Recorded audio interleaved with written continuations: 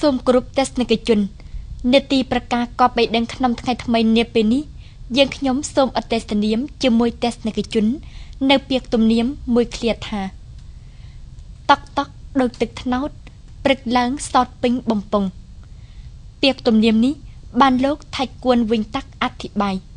សូមអញ្ជើញទស្សនិកជនតាមដានដូចតទៅសូមគោរពដល់ទូរទស្សនិកជនគោរពមជ្ឈដ្ឋាននៅក្នុងឱកាសនេះគឺខ្ញុំបាទសូមអត្ថាធិប្បាយផ្សាយជាសេចក្តីចំពោះបុរាណសុភាសិតដែលមានចែងច្បាស់ដល់ពិសិដ្ឋថាតក់តក់ដោយទឹកត្នោតព្រឹកឡើងសតពេញបំពង់យកមកវែកចែកអត្ថាធិប្បាយមានដូចតទៅជាខាងដើមគឺខ្ញុំបាទសូមនិយាយអំពីអត្ថានុរូបអត្ថានុរូបនឹងគឺធម្មតាណាស់ដែលយកនៅទឹកត្នោតហ្នឹងតែងតែមានបង្អងនោះមានចម្ពាមដែលឃ្លាតពីគ្នាហើយបង្អងនោះធ្វើពីឈើឫស្សីចងប្រអប់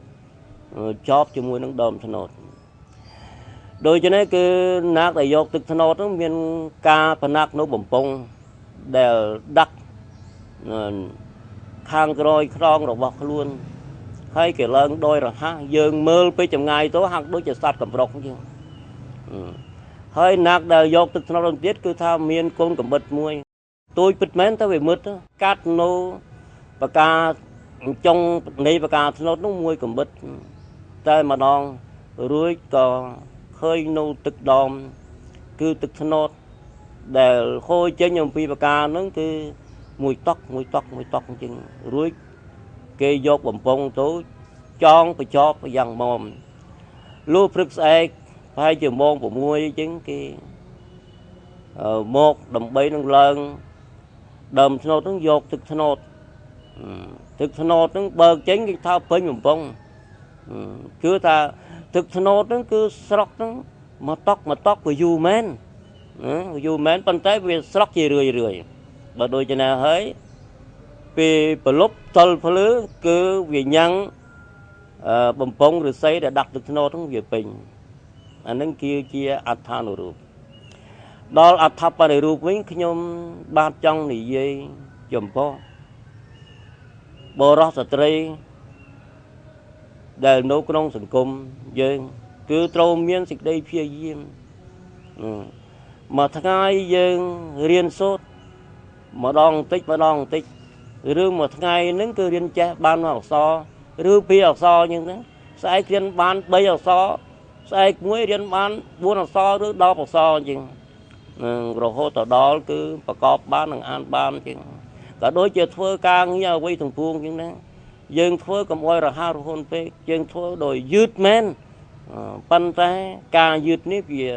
នាំមកនូវសេចក្តីល្អឬសេចក្តីសុខសេចក្តីចម្រើននឹងដល់យើងគេថាកុំរហ័សពេក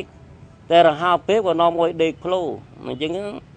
ឬការងារមិនសូវបានល្អឥតប្រហែលមកពីយើងបញ្ញាពេកដូចជាមានពាក្យស្លោកមួយទៀតតែងតែនិយាយថាការងារច្រើនត្រូវខ្នាតអញ្ចឹងបើចង់ស្អាតកុំខ្លាចយូរហេតុនេះហើយយើងចង់បានម៉ត់ចត់ចង់បានត្រឹមត្រូវចង់បានបរិសុទ្ធចង់បាននោះចេះច្បាស់លាស់ឥតមានការច្រឡូកច្រឡំយើងក៏បីមានការព្យាយាមបើដូចជានេះហើយបញ្ហាដែលយើងសន្សំគ្រប់បែបសពយ៉ាងទាំងអស់ការសិក្សារៀនសូត្រដោយការធ្វើការងារផលកម្មទាំងពួងស្រែចម្ការច្បាប់ដំណាំនោះទីបំផុតវាអោយផលយើងនឹងបានសម្រេចដោយសេចក្តីប្រាថ្នាឲ្យល្អណាស់ដោយអាស្រ័យយើងថា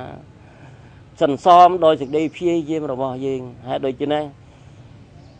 សុភាសិតនេះគឺទុកជាទិដ្ឋានុកទេសគឺជាទុកជាគំរូដល់កូនចៅខាងក្រោយហ្នឹងគឺថាប្រណិប័តទៅកុំអោយវាធ្លាយអោយវាបានសម្រេចដូចជា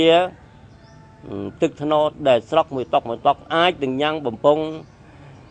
ទឹកត្នោតអុយពេញដោយចំណោះឯងដូចតែខ្ញុំបាទនឹងសូមអត្ថាធិប្បាយដោយសេចក្តីសង្ខេបតែប៉ុណ្ណេះនឹងសូមបញ្ចប់ទស្សនិកជនជាទីគោរពនេតិប្រកាសកប់បីដឹងក្នុងថ្ងៃថ្មីនាពេលនេះសូមបញ្ចប់តែត្រឹមនេះសូមថ្លែងអំណរគុណចំពោះការយកចិត្តទុកដាក់តាមដានពីសំណាក់ទស្សនិកជនគ្រប់មជ្ឈដ្ឋានសូមជម្រាបលា ។